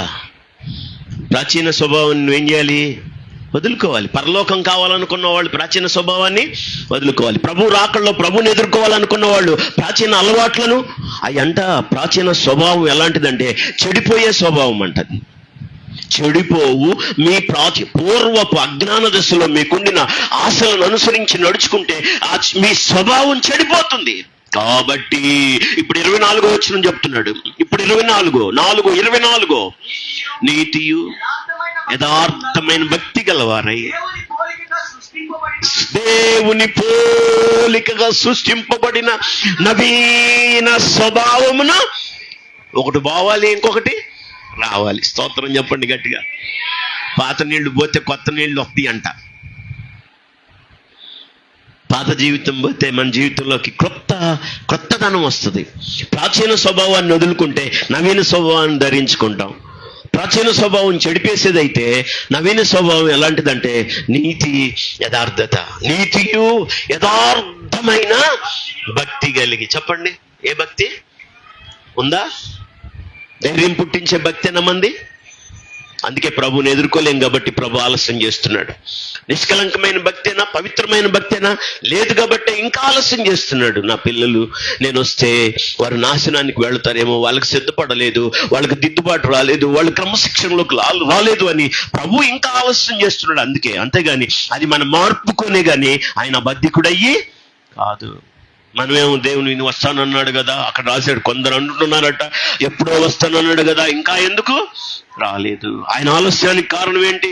లోకం పుట్టింది మొదలుకొని ఎప్పుడు ఎలా ఉందో ఇప్పుడు కూడా అంతే ఉందని చెప్పు. కాదు, ఆయన అబద్ధికుడు కాడు. మనం నశించిపోకుండా ఉండటానికే ఆయన మన నిమిత్తమే ఆయన దీర్ఘశాంతం చూపుతున్నాడు. మనం మార్పు పొందడం కోసం దీర్ఘశాంతాన్ని చూపుతున్నాడు. రండి దయచేసి హెబ్రీ పత్రిక 5వ అధ్యాయం 7వ వచనం. హెబ్రీ పత్రిక 5వ అధ్యాయం 7వ వచనం. శరీరధారి అయిన దినాల్లో క్రీస్తు ప్రభు మహారోదనముతోను కన్నీళ్లతోను తన్ను మరణము నుండి రక్షింపగల వానికి ప్రార్థనలు యాచనలు చేసి భయభక్తులు కలిగి ఉన్నందున. చెప్పండి, ఆయనకున్న భక్తి ఎలాంటిదంటే భయంతో కూడిన భక్తి. యేసు ప్రభుకే భయంతో కూడిన భక్తి అవసరం అయితే మనకెంత అవసరం? ఆయనకైనా అవసరం కానీ మనకు అవసరం లేదు. కొంతమందికి ఇప్పుడు యేసు ప్రభుకి అవసరమే కానీ మనకు అవసరం లేదు. ఆయన అంగీకరింపబడటానికి కారణం ఏంటంటే శరీరంలో ఉన్నప్పుడు ఆయన కూడా శరీరంలో ఉన్నాడు కనుక రోదనతోనూ కన్నీళ్లతోనూ తన్ను మరణము నుండి రక్షింపగలవానికి ప్రార్థనలు యాచనలు సమర్పించి భయభక్తులు కలిగి ఉన్నందున ఆయన. మరి నువ్వు అంగీకరించబడటానికి కన్నీళ్ళు ఉన్నాయా? భయభక్తులు ఉన్నాయా? తృణీకరించడం, ద్వేషించడం, దూషించడం జీవితం అంతా ఇదేనా? మీరు గుర్తుపెట్టుకోండి, సౌలుకు దావీదు మీద విసుపు చూపు ఉన్నంత వరకు సౌలు సాధించింది ఏమీ లేదు. అంతకంతకు ఏమైపోయాడంటే, మీరు వాక్యాన్ని 3వ అధ్యాయంలో చదువుతాం, అంతకంతకి తన కుటుంబం నీరసం అయిపోయిందంటే. అంతకంతకి ఎప్పుడు కూడా విద్వేషాలు పనికిరావు. దేవుని పిల్లలకి అసమాధానం పనికిరాదు, అశాంతి పనికిరాదు, విషం పనికిరాదు. చేతైతే మేలు చేయి, లేకపోతే సైలెంట్గా ఉండు. నిన్ను నువ్వు కట్టుకో. ఎవరి మీద విషయం జిమ్మొద్దు, ఎవరితో అసమాధానంగా ఉండొద్దు, ఎవరితో అశాంతిగా ఉండొద్దు. అసమాధానం వైఖరి అసలు మనకు వద్దనే వద్దు. వాక్యం చెప్తుంది కదా, దావీదు మీద సౌలు అప్పటి నుండి ఏ చూపు మొదలు పెట్టాడు? అదే అతని జీవితంలో పతనం ప్రారంభం అన్నమాట. అంతవరకు దేవుని ఆత్మక్రియ జరిగించింది అతని మీద, బలముగా పనిచేసింది. కానీ విషపు చూపిత్తంలోకి ఎప్పుడొచ్చిందో అప్పటి నుంచి ఎవరు పనిచేయటం మొదలు పెట్టారంటే దురాత్మ అతనిని వెరపించటం మొదలుపెట్టింది. అపవాది పక్కనే కూర్చుంటాడు, పక్కనే కాసుకొని ఉంటాడు. దేవుని చిత్తానికి అనుకూలంగా నువ్వు నడుస్తున్నప్పుడు ఆయన సహాయం, ఆయన ఆత్మ నడిపింపు నీకు ఉంటుంది. నీలో విద్వేషం, నీలో అశాంతి, నీలో అసమాధానం ఉంటే పక్కన ఎవరు కూర్చుంటారంటే దురాత్మ. ఎవరు? సౌలు మీదకి ఏమొచ్చింది ఆనాటి నుంచి? మళ్ళీ అంతకుముందు దేవుని ఆత్మ వలన కొత్త మనసు వచ్చింది. ఆ సూచనలు అప్పుడే కనపడ్డాయి అని చదువుతాం అక్కడ. కానీ విషపు చూపు, విషం అనేది బయలుదేరింది ఎప్పుడైతే అప్పటి నుంచి కూడా దేవుని ఆత్మ వెరపించడం మానేసి, దేవుని ఆత్మ పనిచేయడం మానేసి అతని మీద ఏం పని చేసిందంటే దురాత్మ పనిచేయడం మొదలుపెట్టింది. దేవుని ఆత్మ మనలో కార్యం జరిగించి మనల్ని సిద్ధపరుచున్నట్లుగా అంగీకరించబడే భక్తి మనకు ఉండాలి. ప్రభు అయిన యేసుక్రీస్తు వారు శరీరధారిగా ఉన్నప్పుడు, శరీరంలో ఉన్నప్పుడు, మనకలాగా మానవ శరీరాన్ని ధరించుకున్నప్పుడు ఆయన కూడా బలహీనుడే గనుక తన్ను మరణము నుండి రక్షింపగల వానికి ప్రార్థనలు, యాచనలు, కృతజ్ఞతాస్తుతులు సమర్పించి ఆయన భయభక్తులు కలిగి ఉన్నందున ఆయన, చెప్పండి, ఏం కలిగి ఉన్నాడంట? యేసు ప్రభువుకే ప్రార్థనలు, యాచనలు, కృతజ్ఞతాస్తుతులు, భయభక్తులు కలిగిన జీవితం అవసరమైతే మనకి ఇంకెంత అవసరం? రారాజు వస్తున్నాడో జనులారా, వేగమిరా రండి, త్వరగా రండి అంటే వెళ్ళాం, ఎదుర్కోలేం, కలుసుకోలేం. తగిన విధంగా సిద్ధపడాలి. ఎప్పుడయ్యా నీ రాకడా? ఈ లోకంలోనా, మధ్యాకాశంలోనా, పరలోకంలోనా? ఎక్కడో వెళ్ళి చూద్దుకొని నువ్వు సిద్ధపడు. ఆగు, వెయిట్ అండ్ సీ. నువ్వు సిద్ధపడు, నువ్వు సరైన విధంగా సిద్ధపడు. యేసు ప్రభువుకున్న భక్తి మనకు అవసరం, ఏబుకున్న భక్తి మనకు అవసరం, దానియేలుకున్న భక్తి మనకు అవసరం, పవిత్రమైన నిష్కలంకమైన భక్తి సంఘానికి అవసరం. చివరిగా ఓ మాట చెప్తాను. భక్తిలో మూడవది చివరిదనమాట ఇది. భక్తిలో చివరిదనమాట ఇది. దాదాపు 6 అనుకోండి మీరు. అవమానపరచబడే భక్తి, బుద్ధి లేని కన్యకల భక్తి అనండి. బుద్ధి లేని వీళ్ళు వాళ్ళు ఒకే చోట ఉన్నారు అనండి. వీళ్ళు వాళ్ళు ఎవరాళ్ళు? సిద్ధపడిన వాళ్ళు, సిద్ధపడని వాళ్ళు. బుద్ధి లేని వాళ్ళు, బుద్ధి కలిగిన. ఎక్కడున్నారు? ఒకే ప్లాట్ఫామ్, ఒకే డ్రెస్సు, ఒకే యూనిఫామ్, ఒకే మాట, ఒకే బాట, చట్ట పట్టాలు. Hello hello hello hello hello okay, నువ్వంటే ఓకే, నేనంటే ఓకే, మన ఇద్దరి మాట ఓకే, ఒకటే సహవాసం, ఒకటే ప్లాను. అర్థమైన వాళ్ళు స్తోత్రం చెప్పండి. మన ఇద్దరం ఒకటే. 50-50. 50-50 అంటే తెలుసా మీకు? సగం పంచదార, సగం సాల్ట్. మీరు అనుకున్నది కాదు. సగం పంచదార, సగం సాల్ట్. వేరువేరుగా ఉండు. పంచదార ఒక పక్క, సాల్ట్ ఒక పక్క ఉండదు. రెండు దాంట్లోనే ఉంటాయి. 50-50 అనండి. అర్థం కాలేదా? సగం అది ఉంటుంది, సగం ఇది ఉంటుంది. ఇప్పుడు విశ్వాసులు ఎలా అయిపోయారంటే అటు సగం, ఇటు సగం, దాంట్లో సగం, దీంట్లో సగం. 50-50. మన ఇద్దరం ఒకటే. వేరువేరుగా ఉన్నాం కానీ మన ఇద్దరం ఒకటే. మన ఆలోచనలు ఒకటే, మన తీరు ఒకటే, మన మాట ఒకటే, మన పందా ఒకటే. జాగ్రత్త. 50-50 వైఖరి చాలా ప్రమాదం. 50-50 అంటున్నారు. 50-50 వైఖరి చాలా ప్రమాదం. షుగర్ ఉన్నా, ఉప్పున్నా, అంటే బీపీ ఉన్నా, రెండింటికి సమస్య బాడీకి. చెప్పండి, షుగర్ ఉన్నా, బీపీ, రెండు 50-50 రెండు ఉండాలనుకుంటున్నావా? రెండు ఉంచుకో. ముందు షుగర్తో, తర్వాత బీపీతో శుభ్రంగా నువ్వు ఎక్కడికి చేరాలో అక్కడికి చేరతావు. అంటే అర్థం అవడానికి చెప్పానండి, అంతేగాని అది కాదు. ఈ మధ్య అన్వేషణ ఎక్కువ జరుగుతుంది నా మీద. వాక్య భాగాన్ని చూడండి. మనం అంగీకరించబడాలి దేవుని ద్వారా. మన భక్తి అవమానపరచబడేది కాదు. ఒకే ప్లాట్ఫామ్ పై ఉన్నారు, ఒకే యూనిఫామ్ లో ఉన్నారు, ఒకే సిద్ధబాటు, సిద్ధులు ఉన్నాయి, డ్యూటీలు పట్టుకున్నారు, బయలుదేరు. కాకపోతే సిద్ధులో నూనె మాత్రం లేదు. వాళ్ళు వీళ్ళు ఒకే దగ్గర, ఒకే స్థితిలో ఉన్నారు. పెళ్లి కుమారుడు ఆలస్యం అవుతుంది అన్నారు, అందరూ నిద్రపోయారు. అందరూ నిద్రపోయారా? 5 నిద్రపోయారా? అందరు నిద్రపోయారు. మళ్ళీ బోరదోని వినబడింది. అందరు లేచారా? కొందరు లేచారా? మరి ఎంతమంది ఎదుర్కొన్నారు? ఏమైంది లోపు? మా డ్యూటీలు ఆరిపోతాయి, మీ నూనె మాకు ఇస్తారా కొంచెం? కాదు, మీకు మాకు చాలదు. అమ్మేవారి దగ్గరికి వెళ్ళి కొనుక్కోండి. వాళ్ళు కొనబోయారు, వచ్చే అంతలో వీళ్ళు వెళ్ళిపోయారు. సిద్ధపాటు ఎలా ఉంది? కలిసి ఉన్నవాళ్ళు కూడా కనబడకపోవచ్చు. ఆ తర్వాత ఎంత భయంకరంగా ఉంటుంది. నాతో ఉన్నవాళ్ళు సిద్ధపడి ప్రభువుని ఎదుర్కొని నేను విడిచిపెట్టబడితే అది ఎంత భయంకరంగా ఉంటుంది, అది ఎంత వేదనకరంగా ఉంటుంది, అది ఎంత దుఃఖకరంగా ఉంటుందో. గుండెలు బాదుకునే పరిస్థితి. అదే ఇన్నాళ్ళు కలిసే ఉన్నాం, 50-50 అనుకున్నాం, ఇంత మోసం జరిగిందని అప్పుడు గుండె పగులుతుంది. నీకు గుండె పగులుతుంది. ఆలోచించు. నీ భక్తి అంగీకరించబడేదిగా ఉండాలి కానీ అవమానపరచబడేదిగా ఉండకూడదు. దేవుడు ఆ విధమైన భక్తి మనందరికీ అనుగ్రహించును గాక.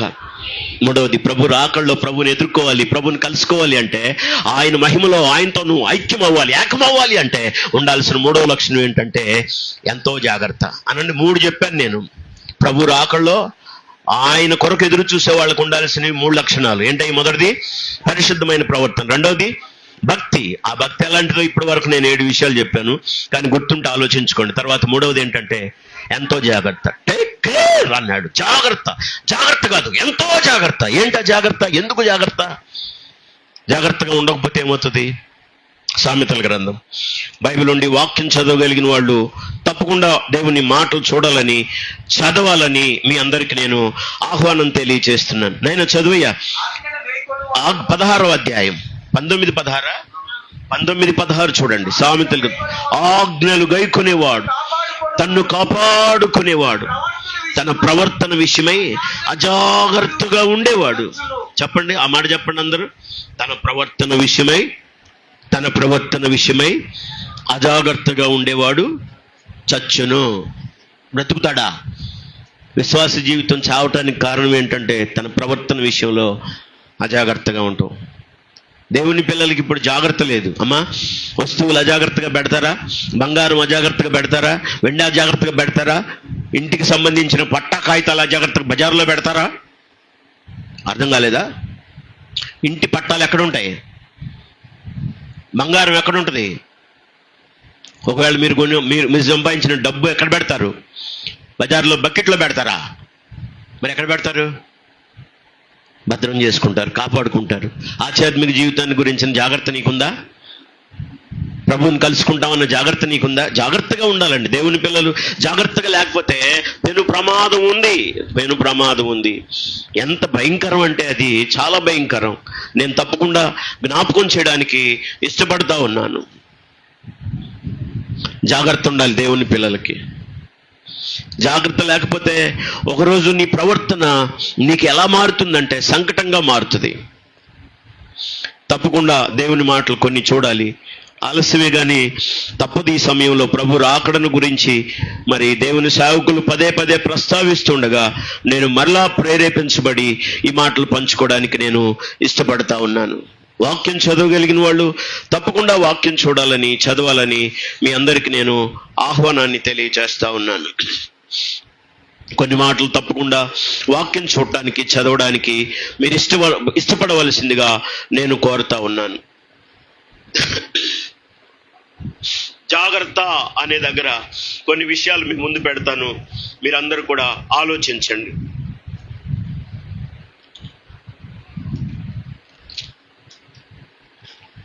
నా స్తుతి పాత్రుడా నా యేసయ్యా, నా ఆరాధనకు నీవే యోగ్యుడవయ్యా, నా ఆరాధనకు నీవే యోగ్యుడవయ్యా, నా స్తుతి పాత్రుడా నా యేసయ్యా, యేసయ్యా, నా యేసయ్యా, యేసయ్యా, నా యేసయ్యా, యేసయ్యా, నా యేసయ్యా, యేసయ్యా, నా యేసయ్యా, ఆరాధన, ఆమేన్, ఆమేన్, ఆరాధన, ఆరాధన, స్తుతి, ఆరాధన, ఆమేన్, ఆమేన్, ఆరాధన, ఆరాధన, ఆరాధన, స్తుతి, ఆరాధన, నా స్తుతి పాత్రుడా నా యేసయ్యా. అందరు గంభీరంగా స్తోత్రం చెప్పండి. జాగ్రత్త అంటే ఎవరు చెప్పినా జాగ్రత్తే అనండి. జాగ్రత్త అంటే కొన్నిసార్లు తల్లి చెప్తుంది జాగ్రత్త, రే వాళ్ళతో తిరగొద్దురా అని. ఆడకపోయి జరగకూడదు జరిగితే ఇంటికి వచ్చి నాకు చెప్తుంది, బుద్ధి లేనోడా నేను జాగ్రత్త ఎన్నిసార్లు మొత్తుకున్నాను, నువ్వు విన్నావా అంటది. భార్య చెప్తుంది కొన్ని జాగ్రత్తలు. నైనా నువ్వు అటు వెళ్ళొద్దు, వాళ్ళతో తిరగొద్దు, వాళ్ళ దగ్గరికి వెళ్తే తాగుతావు, నాకు భయం, ఎక్కడ పడతావో ఏమైద్దు అని. కానీ నష్టం జరిగినప్పుడు మళ్ళీ అడుగుతుంది, బుద్ధి లేనుడా నేను చెప్పిన మాట నువ్వు విన్నావా? పాస్టర్ గారు కూడా కొన్ని జాగ్రత్తలు చెప్తాడు. Don't care. అసలు పాస్టర్ గారు చెప్పేది మనం జాగ్రత్తగా తీసుకోం. ఎవరు చెప్పినా దేవుడు కూడా మనకు జాగ్రత్త అని చెప్తున్నాడు. జాగ్రత్త అని దేవుడు చెప్పినాక నువ్వు వినకపోతే అది చాలా భయంకరమైన నష్టం. నష్టం జరిగి నాకు తల్లి అయినా భార్య అయినా తండ్రి అయినా అలాగే మాట్లాడతారు. నా మాట నువ్వు వినుంటే ఇది జరిగేది కాదు కదా అని బాధపడతారు. దేవుడు కూడా దేవుడు చెప్పిన జాగ్రత్త మనం వినకపోతే ఆ తర్వాత వచ్చే నష్టానికి దేవుడు బాధపడతాడు, దానికంటే ముందు మనం ఎక్కువ బాధపడతాం. అందుకే చెప్పాడు అక్కడ సామెతల గ్రంథంలో, తన ప్రవర్తన విషయంలో అజాగ్రత్తగా ఉండేవాడు సచ్చినాక ఇంకా బాధపడేది ఏముంది? పక్కన వాళ్ళకి చెప్పండి, నిన్నటికా ఇవాళగా రేపటికి 2 అంట అంతే. ఇక లెక్క పెట్టుకోవడం కానీ ఇంకా అంచనాలు వేసేదే ఉండదు ఇంకా. కనుక జాగ్రత్త అని చెప్తే తల్లి చెప్పినా, తండ్రి చెప్పినా, భర్త చెప్పినా, భార్య చెప్పినా, దేవుడు చెప్పినా, దేవుని సేవకుడు చెప్పినా జాగ్రత్త పడాల్సిందే, లేకపోతే నీకే నష్టం. జాగ్రత్తను కానీ పట్టించుకోకపోతే, అజాగ్రత్తగా ఉంటే సస్తావు ఆధ్యాత్మికంగా. ఏ విషయంలో జాగ్రత్తగా ఉండాలి? బైబిల్ నుండి వాక్యం చదవగలిగిన వాళ్ళు దయచేసి త్వరగా దేవుని మాటలు చూడాలి, చదవాలి. ఆహ్వానం తెలియచేస్తా ఉన్నాను. నిర్గమాకాండం 24వ అధ్యాయం 23వ వచనం. త్వరగా 23వ అధ్యాయం 21వ వచనం. నిర్గమాకాండం 23, 21వ వచనం. చెప్పండి. నేను మిమ్మల్ని కనాను దేశానికి తీసుకువెళ్ళడానికి మీ ఎదుట ఒక దూతను పంపిస్తున్నాను. ఆయన సన్నిధిని మీరు ఎలా ఉండాలంటే జాగ్రత్తగా. అందరూ చెప్పండి. పరలోకానికి చేర్చడానికి దేవుడు తన పరిశుద్ధాత్మను మనకిచ్చాడు. ఆయన సన్నిధిలో మనం ఎలా ఉండాలంటే జాగ్రత్తగా ఉండాలి. వచ్చామా పోయామా కాదు, జాగ్రత్త ఉండాలా దేవుని సన్నిధిలో. ప్రసంగి గ్రంథం చూడండి 5వ అధ్యాయం 1వ వచనం అనుకుంటాను. త్వరగా. దేవుని సన్నిధిలో, దేవుని మందిరమునకు పోవునప్పుడు నీ ప్రవర్తన జాగ్రత్త. చెప్పండి. దేవుని సన్నిధిలో జాగ్రత్త, దేవుని సంఘంలో జాగ్రత్త. అవును, తిమోతి రాసిన పత్రికలో 3వ అధ్యాయంలో 15వ వచనం చూడండి. తిమోతి పత్రిక మొదటి పత్రిక 3వ అధ్యాయం 15వ వచనం. అపోస్తలుడైన పౌలు తిమోతికి ఉత్తరం రాస్తే మాట చెప్తున్నాడు. జీవము గల దేవుని సంఘములో జనులు ఎలాగో ప్రవర్తింపవలనో అని ఉంటుంది. పుట్టినట్లో నీవెలాగా ప్రవర్తిస్తున్నావో అని ఉంటుంది. చదువుతారా? అయినను నేను ఆలస్యము చేసిన ఎడల దేవుని మందిరములో అనగా జీవము గల దేవుని సంఘములో జనులు ఎలాగున్నారో అంటాడు. అక్కడ పుట్టినట్లో నీవెలాగున్నావో అని ఉంటుంది కదా. కనబడిందా మీకు? ఉందా? చూడండి అమ్మా. నాన్న చదువు, నువ్వు చదివింది నువ్వే చదువు. ఆగునైనా ఆగండి, మళ్ళీ వెనక్రా. జీవము గల దేవుని మందిరములో అనగా జీవము గల దేవుని సంఘములో. అక్కడ ఏమనుంది? పుట్టినోట్లో ఏమనుంది? ఇప్పుడు చెప్పండి. జనులు ఎలాగా, నువ్వెలాగా?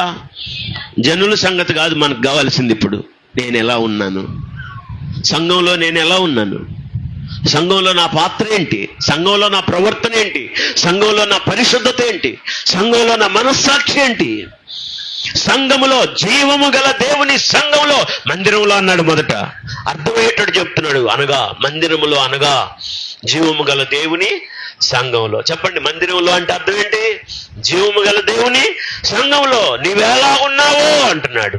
ఇక్కడ మనకు పరీక్ష అవసరం, ఇక్కడ మనకు జాగ్రత్త అవసరం. జాగ్రత్త అంటున్నాడు. జాగ్రత్త. దేవుని సన్నిధిలో జాగ్రత్త. ఆయన దూత ఎదుట నువ్వు నడిచే విధానం జాగ్రత్త.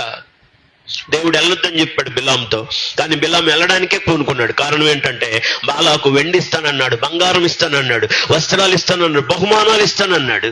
దాన్ని చూడగానే బిలాంకి ఏం పుట్టింది? అనండమ్మా. వెండిస్తాను, బంగారం ఇస్తాను, బహుమతులు ఇస్తాను, వద్దనే వాళ్ళు చేతులు ఎత్తండి. అర్థం కాలేదు మీకు? వెండిస్తాను, బంగారం ఇస్తాను, బహుమతులు ఇస్తాను అంటే వద్దనే వాళ్ళు ఉంటారా? పరిగెత్తడం ఎగేసుకొని, అడ్డం లేకుండా, ఆటంకం లేకుండా, ఏమాత్రం వెనకాడకుండా ఎవరు వద్దంటారండి? చెప్పండి. సహజంగా ఈయన కూడా ఏం కలిగింది మనసులో? బహుమతులు ఇస్తానంటున్నాడు, బంగారం ఇస్తానంటున్నాడు, వెండి ఇస్తానంటున్నాడు, వెళ్దాం అనుకున్నాడు. దేవుడు వరదూసిన ఖడ్గం చేత పట్టుకున్నటువంటి దేవుని దూతను పంపితే అడ్డం వచ్చి ఉంచున్నాడు. ముందుకెళ్ళట్లా గాడిద. చెప్పండి. గాడిద ముందుకెళ్ళలా. ఎడలా బిలాం దాన్ని గుద్దుతున్నాడు, పడుతున్నాడు, బాగుతున్నాడు, ఇష్టం వచ్చినట్టు. అది అటు ఇటు వెళ్తుంది, గోడకేసి తన కాలును అదింపడుతుంది. బిలాంకి అర్థం కాల, చచ్చేటట్టు కొడుతున్నాడు. దేవుని దూత అప్పుడు ప్రత్యక్షమయ్యాడు. బిలాంతో అంటున్నాడు, నీ నడత నా ఎదుట విపరీతం, గాడిద కానీ తప్పుకోకపోతే ఒక్క దెబ్బతో నిన్ను చంపేసేవాడిని అంటాడు. మన ప్రవర్తన, మన నడత జాగ్రత్తగా ఉండాలి. విపరీతంగా ఉండదు, దేవుని దృష్టికి విపరీతంగా కనపడకూడదు. అది జాగ్రత్త అన్నాడు. అందుకే దేవుని సన్నిధిలో జాగ్రత్త, మన ప్రవర్తన జాగ్రత్త, మన ఆలోచన జాగ్రత్త, మన అంతరంగం జాగ్రత్త. జీవము గల దేవుని సంఘంలో నీవెలా ఉన్నావో అంటున్నాడు. నువ్వు ఎలా ఉన్నావో. నంబర్ 2, నిర్గమకాండం 23:22 వచనం. నిర్గమకాండం 23:22 వచనం. త్వరగా. అయితే నీవు ఆయన మాటలను, ఆగండి అక్కడ, చెప్పండి. సన్నిధిలో జాగ్రత్త అన్నాడా? రెండవది, ఆయన మాట విని జాగ్రత్తగా నడుచుకోవాలి అనండి. చెప్పండి. ఒకటి, ఆయన సన్నిధిలో జాగ్రత్త. రెండవది, ఆయన మాట వినటంలో జాగ్రత్త. ఆషమాషగా తీసుకోవద్దు, ఆకాయి గోకాయిగా తీసుకోవద్దు, ఆట విడుపుగా తీసుకోవద్దు. దేవుని మాట విను, జాగ్రత్త. ఆ మాట జాగ్రత్త. మళ్ళీ చదవండి ఆ వచనాన్ని. అయితే నీవు ఆయన మాటలు, చెప్పండి ఎలా వినాలి? ఆయన మాటలు వినటానికి మనకి ఎలా ఏముండాలి? ఒళ్ళు దగ్గర పెట్టుకొని వినాలని చెప్పండి పక్కన వాళ్ళకి. నేనంటే బాగుండదని మీ చార్జ్ చెప్పిద్దామని ఆడ చెబుతున్నాను. పక్కన వాళ్ళకి ఆ మాట చెప్పండి. ఎట్టనాలా దేవుని వాక్యాన్ని వినేటప్పుడు? అరే అర్థం కాలేదు, నేను చెప్పినట్టు చెప్పండి. ఒళ్ళు దగ్గర పెట్టుకొని వినాలా. నేనంటే బాగుండదని మీ చార్జ్ చెప్పిద్దామని మిమ్మల్ని చెప్పమన్నాను. పక్కన వాళ్ళకి ఆ మాట చెప్పండి. వాక్యం వినేటప్పుడు ఎలా వినాలి? అదే నేను చెప్పింది చెప్పండి పక్కన వాళ్ళకి. ముందే చెప్పాక నేనైతే చెప్పనమాట. వాక్యం వినేటప్పుడు ఏం పెట్టుకొని వినాలి? వాళ్ళు దగ్గర పెట్టుకొని వినాలి, జాగ్రత్తగా వినాలి. లేకపోతే చాలా ప్రమాదం. ఆషమాషగా వింటే చాలా ప్రమాదం. దేవుని మాట వినేటప్పుడు దాన్ని చేయడానికి నువ్వు జాగ్రత్త అన్నాడు. వింటున్నాం కానీ కోకొల్లలు మనం జాగ్రత్త పట్టలేదు, ఆషమాషగా తీసుకుంటున్నాం, ఆకాయి గోకాయి ఆట విడుపుగా తీసుకుంటున్నాం. అందుకే మన జీవితకాలంలో ఏ మార్పు కనబట్టలేదు, ఫలభరితమైన జీవితం కనబట్టలేదు, ఆశీర్వాదకరమైన కుటుంబ జీవితం కనపట్టలేదు, నెమ్మది కనపట్టలేదు, సంతోషం లేదు, సమాధానం లేదు, ఏ మాత్రం లేదు. ఆలోచించండి. జవాబు చెప్పడానికి ధైర్యం ఉందా? సిద్ధపాటు ఉందా? 39వ కీర్తన 3వది, 33వ జాగ్రత్త. 39వ కీర్తన 1వ వచనం. యోహాను మొదటి పత్రిక 5వ అధ్యాయం 18వ వచనం. నాలుగుతో పాపము చేయకుండా. చెప్పండి చెప్పండి చెప్పండి చెప్పండి. నాలుగు జాగ్రత్త. మూడవది ఏ జాగ్రత్త? పాపం చేయకుండా. ఏం జాగ్రత్త చేసుకుంటాడంట? నాలుగుతో పాపం చేయకుండా నా మార్గాలను నేను జాగ్రత్తగా చూసుకుంటాను. మన మార్గం జాగ్రత్త, లేకపోతే పాపం జరిగే అవకాశం ఉంది. నోరు తెరిస్తే పాపం, కానీ మాటలు మాట్లాడితే పాపం. జాగ్రత్త. మొదటి యోహాను పత్రిక 5వ అధ్యాయం 18వ వచనం. ఎలా జాగ్రత్తగా ఉంటాడు? దేవుని మూలంగా, అంటే బాప్తిసం పొంది, రక్షణ పొంది, మారు మనసు పొందిన వాళ్ళు, దేవుని మూలంగా పుట్టిన వాళ్ళు. వాడు ఎవడైనా సరే పాపము చేయడని ఎరుగుదాం. దేవుని మూలంగా పుట్టినవాడు అనండి. దేవుని మూలంగా పుట్టినవాడు తన్ను భద్రము చేసుకొనును గనుక. అందరూ ఆమేన్ చెప్పండి. భద్రం చేసుకోవడం అంటే జాగ్రత్త. అదే అదే బీరువాలో పెట్టి తాళంలో తాళం వేసి, తాళంలో తాళం వేసి, లోపల తాళం బయట తాళం, బయట తాళం తీసుకొచ్చి బాత్రూంలో పెట్టి బాత్రూమ్ తాళం. స్తోత్రం చెప్పండి. అది మీ సంగతి కాదు, నా సంగతే. ఎవరి సంగతి చెప్తే ఎవరికి కోపం వస్తుందని నా సంగతే. స్తోత్రం చెప్పండి. లోపల ఒక తాళం పెట్టాం, ఆ తాళంకి ఇంకో తాళం వేసాం, ఆ తాళం తీసుకొచ్చి దాటు పెట్టాం. మళ్ళీ అది తెలియటం కోసం పక్కనోడికి చెప్పడం బాత్రూంలో ఉందని ఫోన్ చేస్తాడు. ఆ మరణం బయటకు వచ్చినట్టేగా. స్తోత్రం. అంతే సంగతులేక. ఇన్ని తాళాలు వేసే ఉపయోగం ఏముంది మరి? ఈ ఫోన్కి ఎన్ని తాళాలో. స్క్రీన్ లాక్ ఓపెన్ చేయడానికి ఒక తాళం, స్క్రీన్ లాక్ ఓపెన్ చేయడానికి ఒక తాళం, తర్వాత లోపలికి వెళ్ళిన తర్వాత యాప్కి ఒక తాళం. ఎన్ని ఆపులు ఉంటే అన్ని లాకులు అనండి. ఎన్ని ఆపులు ఉంటే అన్ని లాకులు. ఓపెన్ చేసి ఫోన్ ఇస్తావంటే ఎవరు మాట్లాడరు ఇక. ఎందుకంటే హిస్టరీ అంతా బయటకు వస్తుంది. హిస్టరీ కాదు, బతుకు బయటకు వస్తుంది. అందుకే పగలంతా ఫోన్ స్విచ్ ఆఫ్. తుచ్చి రైతులంతా ఫోన్ స్విచ్ ఆఫ్. పగలంతా పని చేస్తుంది. మీరు కాదు, వాళ్ళు. అదే నీ రహస్య జీవితం, అదే నీ పాప జీవితం, అదే దేవునికి నిన్ను దూరం చేస్తున్న జీవితం. భక్తిలో నీకున్న సిద్ధబాటు అదేనా? జాగ్రత్త అదేనా? ఆ జాగ్రత్త బాగానే తెలిసింది. ఏం చేయటం? సైలెంట్లో పడేసి బట్టలో పెట్టడం. అలాంటి వాళ్ళు ఇక్కడ లేనందుకు స్తోత్రం చెప్పండి. అదేంది కొంతమంది తలబొట్టుకుంటున్నారు? మీకు అర్థమవుతుందా ఏంది? కొంపదీసి ఫోన్ చేయాల్సిన ఫోన్లు చేసి ఆ నంబర్ కాని రాకుండా డిలీట్ చేయటం, మాఫీ చేయటం, అదే నా జాగ్రత్త? చేయాల్సిన పని చేసి జాగ్రత్త పడుతున్నావా? కానీ పడాల్సిన జాగ్రత్త పడ్డావా? ఉండాల్సిన దానికి జాగ్రత్త ఉందా నీకు? వాక్యం చెప్తుంది దేని గురించి జాగ్రత్త పడమని? ఆయన సన్నిధిలో జాగ్రత్త, ఆయన మాట వినడానికి జాగ్రత్త, నీ ప్రవర్తన జాగ్రత్త, నీ బ్రతుకు జాగ్రత్త, నీ అంతరంగం జాగ్రత్త, నీ నడక జాగ్రత్త, నీ నాలుక జాగ్రత్త అని దేవుని వాక్యం చెప్తే మనం వేరే జాగ్రత్తలు పడుతున్నాం. నేను ఎవరికి అర్థం కాకూడదు, నా ఫోన్ ఎవరికి అర్థం కాకూడదు, నేను మాట్లాడింది ఎవరికి అర్థం కాకూడదు, అన్నీ దేవునికి అర్థం అవుతాయి. ఆమేనండ్రే? అన్ని దేవునికి అర్థం అవుతాయి. నాకు అర్థం అవ్వక్కర్లేదు, ఇంట్లో వాళ్ళకి అర్థం అవ్వక్కర్లేదు. అర్థం అవ్వాల్సిన ఆయనకు అన్నీ అర్థం అవుతాయి. అప్పుడు మన బ్రతుకు వ్యర్థం అవుతుంది. అందుకోసమే మళ్ళా చెప్తున్నాను, జాగ్రత్తగా ఉండు, సన్నిధిలో జాగ్రత్తగా ఉండు, వాక్యం వినడానికి జాగ్రత్తగా ఉండు, నీ నోరు తెరవడానికి జాగ్రత్త, నీ నాలుక జాగ్రత్త, పాపం చేయకుండా జాగ్రత్త. యెషయా గ్రంథం 59లో చెప్పాడు అక్కడ. యెషయా గ్రంథం 59 6వ వచనం 7వ వచనం. యెషయా గ్రంథం 59 6వ వచనం 7వ వచనం. తొందరగా వారి పట్టు బట్ట నేయుటకు పనికిరాదు, వారు నేచిన ధరించుకొనుటకు ఎవరికి వినియోగపడదు.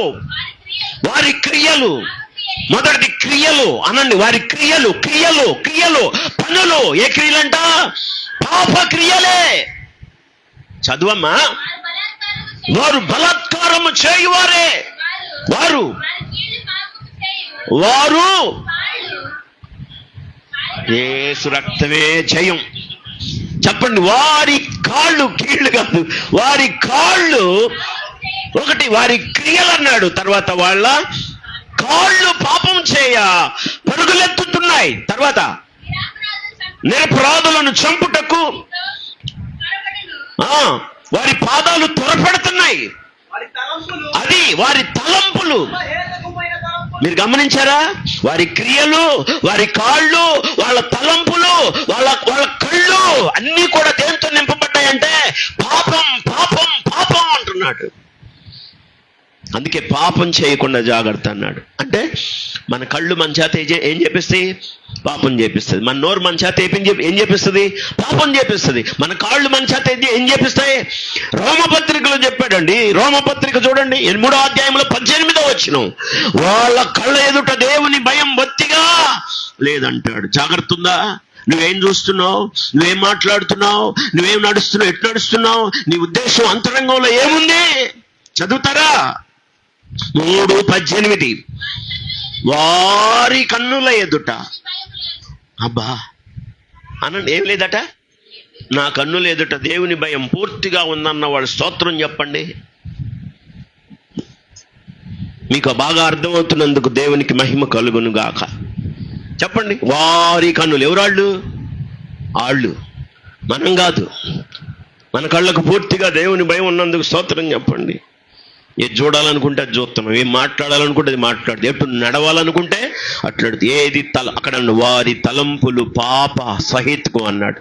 అంటే క్రియల్లో పాపం ఉంది, కళ్ళల్లో పాపం ఉంది, నాలుకలో నోట్లో పాపం ఉంది, వాళ్ళు నడిచే నడకలో పాపం ఉంది. అందుకే పాపము చేయకుండా జాగ్రత్త అన్నాడు. పాపం చేయకుండా జాగ్రత్త. ఆ జాగ్రత్త లేదు. కానీ రయముగా రమ్ము ప్రభు అని వస్తే ఆయన వస్తాడు, కానీ ఆయన ఎదుర్కొంటావా? ఆయన కలుసుకుంటావా? ఆ ప్రత్యక్షత నీకు కలుగుతుందా? ఆయన పరిశుద్ధుడై ఉండి రాబోతున్నాడు మేఘమండలం పైకి. వచ్చునుగాక. ఆయన వచ్చినప్పుడు సిద్ధపడే సిద్ధపాటు, ఆయన కలుసుకునే సిద్ధపాటు నీకుందా? అందుకే జాగ్రత్త అన్నాడు. జాగ్రత్త. 13వ అధ్యాయంలో హెబ్రీ పత్రికలో 3వ అధ్యాయంలో 12వ వచనం. 3వ అధ్యాయం 12వ వచనం.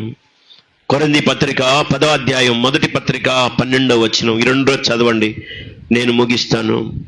హెబ్రీ పత్రిక 3:12, కొరింథీ మొదటి పత్రిక 10:12, హెబ్రీ పత్రిక 3:12.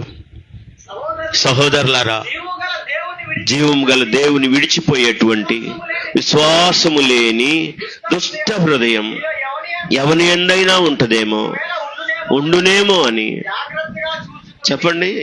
ఎవరిని విడిచిపోతామేమో అని. దేన్ని బట్టైనా, ఎవరిని బట్టైనా ఒకవేళ జీవము గల దేవుణ్ణి విడిచిపోవునటువంటి దుష్ట హృదయం మీలో ఉంటదేమో అని ఏం పడమంటున్నాడు? జాగ్రత్త. తెలియకుండానే దేవుని విడిచిపోయే ప్రమాదం ఉంది మనకు. లోకాన్ని అనుసరించి, పాపాన్ని అనుసరించి, అడియాసలను అనుసరించి దేవుణ్ణే విడిచిపోవచ్చు. జాగ్రత్త అంటున్నాడు. అందుకని జాగ్రత్త. చివరిగా జాగ్రత్త ఏంటంటే మొదటి పత్రిక 10వ అధ్యాయం, కొరింథీ మొదటి పత్రిక 10వ అధ్యాయం 12వ వచనం. తాను నిలుచుచున్నానని తలంచుకొని వాడు పడకుండునట్లు.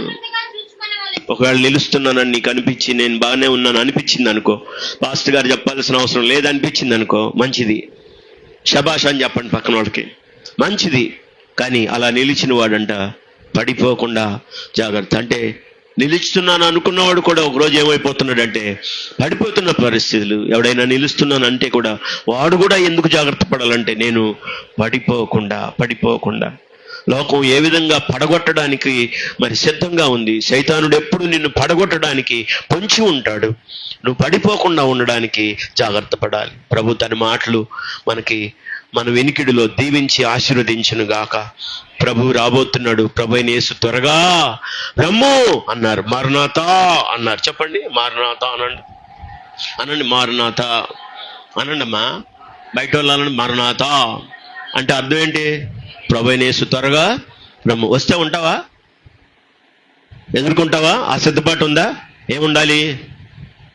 మొదటిది పరిశుద్ధమైన ప్రవర్తన. రెండవది భక్తి. ఏ భక్తి? 7 రకాల భక్తి చెప్తాను. మూడవది జాగ్రత్త.